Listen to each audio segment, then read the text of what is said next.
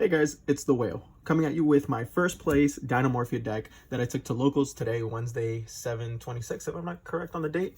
Like always, if you guys just care about the deck image, there's always going to be a deck image down below. Just the only thing I ask is just to leave a like or a comment to know that I'm not talking to myself. Anyway, let's get started. I'm going to go over my matches real quick, some of the cards that I kind of wish I didn't have or that underperformed. And yeah, but all in all, I mean, Rexstrom is really strong in this meta and it's just so good. Before I get started, I want you guys to know that thank you for all the support and everything like that. You guys know I've been kind of going through a tough time, but you guys have been awesome. And I want you guys to know that I'm back on it. And yeah, I'm excited to make more content, guys. So let's get right to it. So name of the game, 3 Theresias, okay? This card is your best normal summon, though I'm not gonna lie to you, in this deck it's a little weird. You kinda either want to normal summon Theresia or just not do anything at all. Reason being is because you either want one in hand and the rest in the deck because you need materials for your fusion traps. This is a very control heavy deck, so yeah, but the Theresia just sets you off. It starts off your play is essentially normal summon it or special summon it, and you are able to set a Dinomorphia trap from your deck to the from your deck to the spell and trap card zone, meaning it can't be ashed. I had one person call the judge for that today for some odd reason. And when the level 4 lower Dinomorphias get destroyed, they all float. So you banish a normal trap from your graveyard, special summon another level 4 or lower Dinomorphia from your graveyard, meaning 3 Diplos. So this are going to float into this and this and this and this, etc, etc. So it makes almost like a wall. In this deck, you obviously have really low life points. That's how you control the main board. Have really low life points, and you can essentially just kind of keep floating and being annoying until you set up your board presence. I lost every single die roll. I did not win a single one in all four matches. I guess I should talk about a little bit about the match history. The first one was against Manadome. Second one was against Dinos with the new support. Third one was Kashira, and fourth one was Rika. Yeah, so I'll talk a little bit more about them as I go through the card choices. But anyway, these right here, this won't change the ratios. I've seen people run 2 Diplos because he's kind of your worst one. You on normal summon, you get to dump a Dinomorphia card. Most of the times you're going to want to dump a trap that stops battle damage, so your counter trap, which is intact. But the thing is, you do need to run it because you will run out of materials rather quickly. So please run it at 3. If 2 works for you, that's fine, but I've tried it at 2 and I've either drawn 1, so I only have 1 in deck, or I just run out of materials too fast. So that's it for the Dinomorphia main monsters. For the hand traps, I'm running 3 Droll and Lockbird, 3 Ash Blossoms, and 2 Wannabe. Okay, so let's talk about this real quick.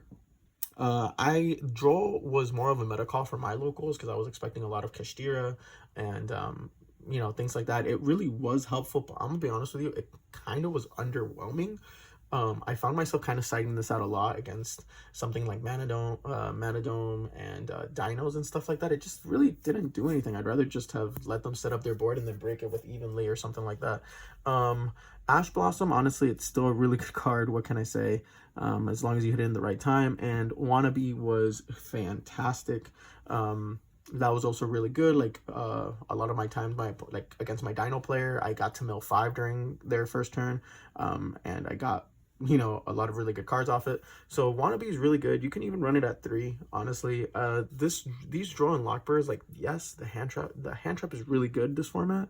Well, just in general, but the thing is, it's just like, I don't know if it warrants the main deck space. I think the main deck performed just fine, even when I didn't see Droll. So maybe I would have rather had like a Floodgate main, like a Goes In match, or even a Skill Drain or something like that. So please keep that in mind.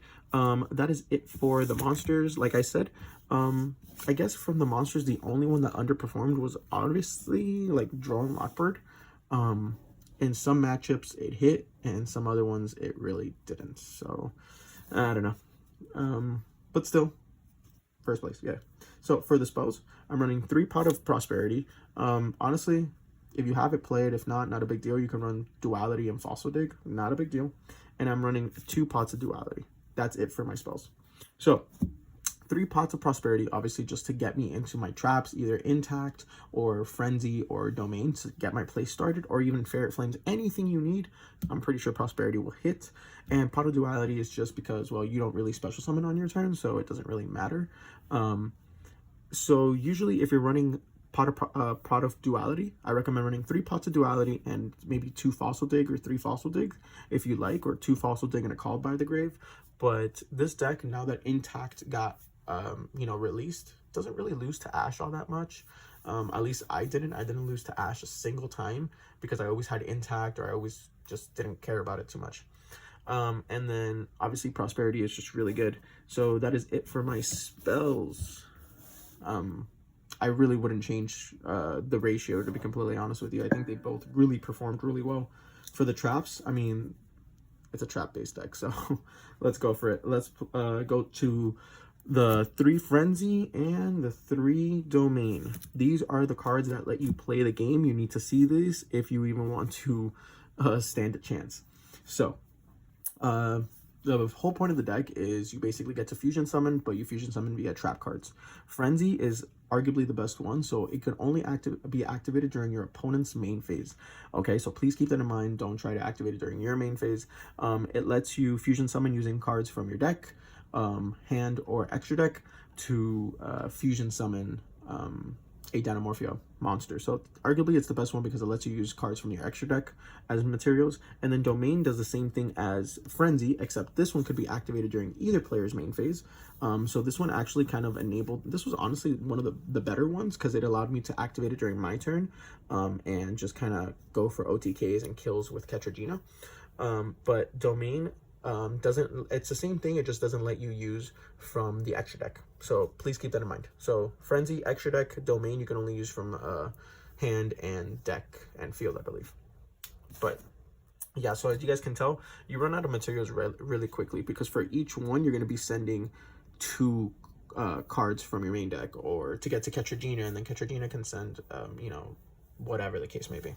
So a lot of ratios I've also seen some 3 frenzy, 2 domain, because, well, since you do run out of materials rather quickly, if you draw this late game, or any of these late game, I mean, it just becomes kind of redundant and dead, like, you know what I mean? But the thing is, you need to play turn 1. You need to get to your fusions, or you just don't have a game. So to me, again, that's why I'm running the 3 Diplos and the 3 domain. I think, to me, those are the ratios. It really shouldn't change. For the rest of the Dinomorphia cards, I am running 3 intact. This card overperformed. This card was the best, single-handedly the best card in the deck next to Rexstrom. This card is fan-freaking-tastic, guys. So essentially, it's a Solemn Warning. So if you control a face-up Dinomorphia card, you can flip this card face-up, and if your opponent activated a monster effect, you can negate that monster effect, and then if you do, destroy it.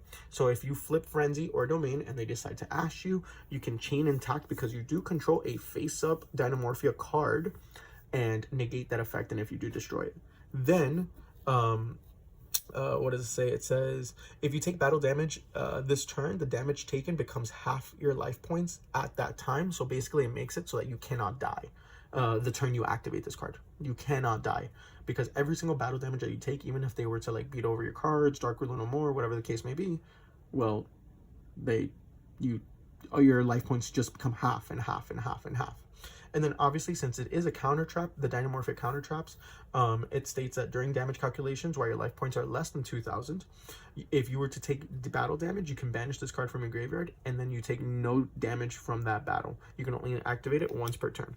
I forgot to state that the counter trap Dinomorphia cards protect against battle damage, and the regular traps protect against effect damage, meaning that if you have a Frenzy in the graveyard and your opponent decides to Gaga Cowboy, well, you can just banish Frenzy and it mitigates that minus 800. It didn't come up, that effect didn't come up, but Frenzy effect came up every single time, especially the battle effect. A lot of people kind of kept rushing in because they see you at 63 life points to their 7,000, and they're like, oh my god, I'm gonna get him, and then you just kind of open up your graveyard because they don't read past that, or they forget, and you just, okay, banish, and then during your turn you just pop off. I did that so many times in this tournament. For the rest of the Dinomorphia cards, I am playing 1 Brute, 1 Sonic, 1 Alert. This card was amazing. Okay, So, I used to be on the 2 Sonic train. This one is basically a solemn judgment. So if your opponent activates a spell or trap card while you control a Dinomorphia monster, you can pay half your life points and destroy it, negate it, and then destroy it. And then destroy a Dinomorphia monster you control. So that I used to think that was really good, but like now it's like whatever. I don't know. There's really not that many things I want to negate except maybe evenly, but then you run solemn judgment, so that's not too bad.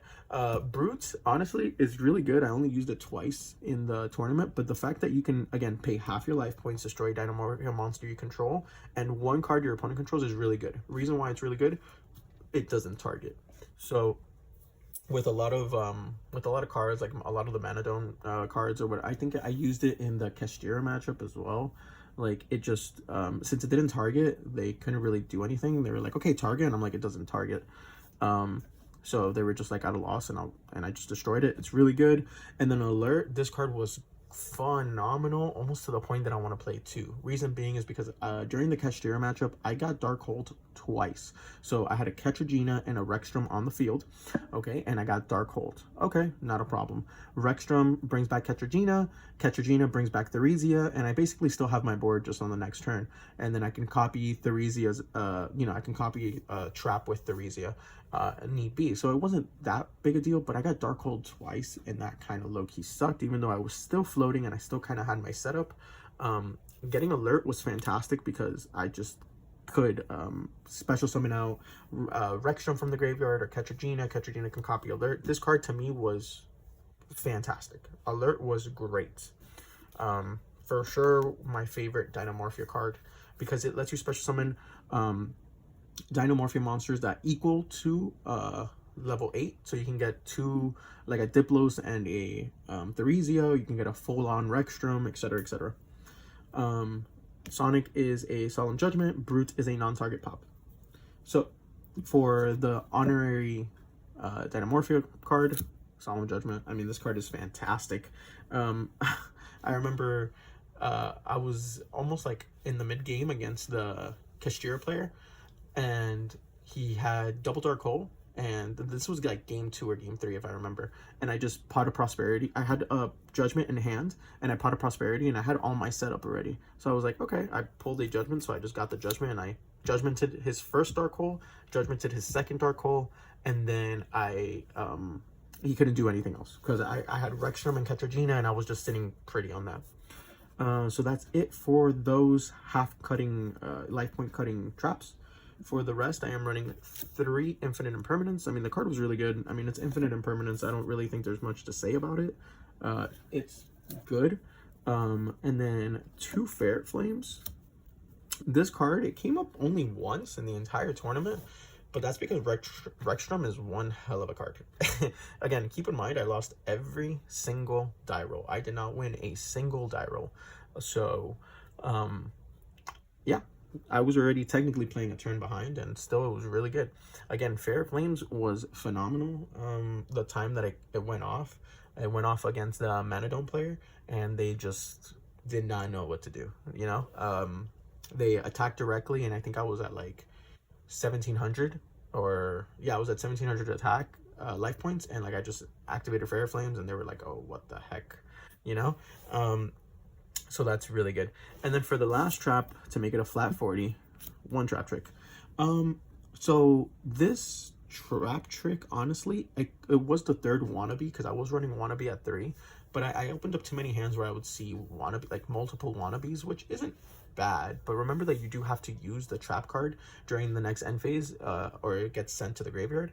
So I honestly just kind of wanted trap trick, because trap trick can get me anything. Trap trick, most of the times I trap tricked for Ferret Flames. You know, I banished one and activated the other, and then this plus Rexstrom, and I was just sitting pretty, and then I had Intact in the graveyard. Nothing was killing me that turn. And yeah, I honestly think trap trick is crazy. Yeah, you can only activate 1 trap, you know, and you're playing a trap deck technically, but I mean, Rexstrom is one hell of a card. Again, I just want to state that. For the extra deck, I think it's pretty basic for the extra deck. I'm running 3 Rexstrom. This is your boss monster of the deck. Your opponent cannot activate monster effects or that are equal to or higher than your life points. So you're gonna be going, the lowest I went in the tournament was 32 life points, and that was my last round, and the guy was really frustrated. But Rexstrom is so phenomenally good. Your opponent can't activate monster effects that are higher than your life points or equal to it. Not only that, it also has a quick effect that you can use during damage calculation. So keep that in mind during damage calculation. The reason why I state that is because they have to declare damage calculation, because not every single card can be activated during damage calculation. That being said, so Rexstrom has a quick effect that you can pay half your life points as cost, and then all your opponent's monsters on the field become equal to your life points. So most of the time it's going to be less than, 2,000. So your opponent can't activate anything less than 2,000 or equal to 2,000, which today in this game in Yu-Gi-Oh, well, LOL. Ketragina. Ketragina is, again, your kind of combo starter. It copies a Dinomorphia trap from the graveyard, and it's kind of this, like, if you have Frenzy, you automatically have a Ketragina plus Rexstrom on the board. You special summon out Ketragina, and then Ketragina banish Frenzy. Ketragina's effect becomes Frenzy, and then you can use Frenzy's effect to get Rexstrom. Second of all, I was playing against the Kashtira, and he goes Scareclaw, which I thought was funny, and then he tries to attack over Ketragina, and I was like, okay, and he's like, Ketragina's effect is negated, and I'm like, cool, Ketragina is at 4,000. So that's why Skill Drain in this deck is also really good, because it makes Ketragina 4k and Rexstrom 3k, so you're just kind of playing beatdown. But I just don't like it in this deck, because Rexstrom already does that, and you don't want to hinder yourself in that regard. So yeah, for the rest of the fusions, I am running 3 Stealth Bergia. This card's useless. I think I summoned it once, and that was just to flow into something. And that's pretty much it. Like, I don't use this card except for fodder. Yeah, it technically does what the deck doesn't want it to do, which is not pay. Like, the deck wants to pay life points, and this card lets you not pay life points. So I've never brought it out. I usually just send it off a Frenzy to get Rexstrom, because Rexstrom requires a Dinomorphia monster and a Dinomorphia fusion to special summon it. So I usually send Stealth Bergia plus another Dinomorphia monster from my deck. For the rest of the extra deck, I am running the one Lagia, the one Dolka. I mean, you're basically playing a Dino deck. I'm also running a Raiders Knight and Arc Rebellion XYZ Dragon. This is actually really good. So you go into this because it requires 2 dark monsters. Your entire deck is dark. So you can go into it, Raiders Knight, and then go into Arc Rebellion, and then kind of blankets the field with a negate. And it's a big, solid 3k booty. So, yeah, or attacker, I guess, 2,500 booty. So, pretty good. This came up once during the, my god, what was it? The Dino matchup, surprisingly. For the rest of the XYZs, I'm running the one Babushka, because, I mean, it's really safe. If you ever have 2 level 4s, it's just really safe, and it buys you time. Though I'm not gonna lie to you, I didn't see it in the tournament. And then for the one XYZ, I'm just running the one Nightmare Phoenix. That is it for the extra deck, like I said. And then for the side deck, my side deck was pretty, like, not optimized, because I came from work and I was like, I want to play some Yu-Gi-Oh! And I just kind of built this deck. So I wasn't even expecting to win, but 1 Harpy's Feather, 3 Gozen Match. This was really good. Every time I sighted into it, I saw it and I won the game against Kashtira. It's really annoying for a lot of things. 3 Evenly Matches. I mean, it's really good, especially off of a trap trick. You can just set the 1 trap trick, let your opponent pop off, and then, yeah, okay, well, activate evenly off a trap trick, I guess. And for the monsters, 3D Shifter.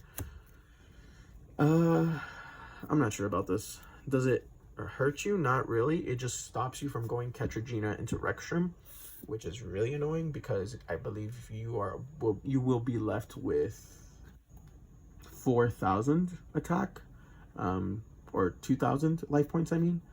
So if your opponent plays into that, like, I mean, I guess, but I mean, Shifter was whatever. And then obviously 3 Lava Golems. You don't really do anything on your turn. or a majority of the time, and Lava Golem is just really good. Honestly, I kind of want to see if I change these shifters, maybe even to like a regular Kaiju or something, because it would have been really good for the Arise Heart pass. And again, the Arise Heart wasn't even that big a deal because he popped one card and he left my Intact and my Frenzy, because I set 5, and he popped a Bluff, so that was just unlucky. So then during his turn, I just Frenzied, and yeah, that was that game. Again, guys, that was my first place Dinomorphia. It was a pretty small local. It was only 4 rounds, but still, I think it it went really well. The deck piloted amazing for literally me building in like about 20-30 minutes. Wannabe is fantastic, and honestly, Trap Trick is pretty good too. So anyways, guys, if you enjoyed, please like, rate, comment, and subscribe. And if you have any questions or anything at all, just leave a comment down below, and I'll love to reply to you guys. All right, guys, enjoy. Have a good one. Whale out.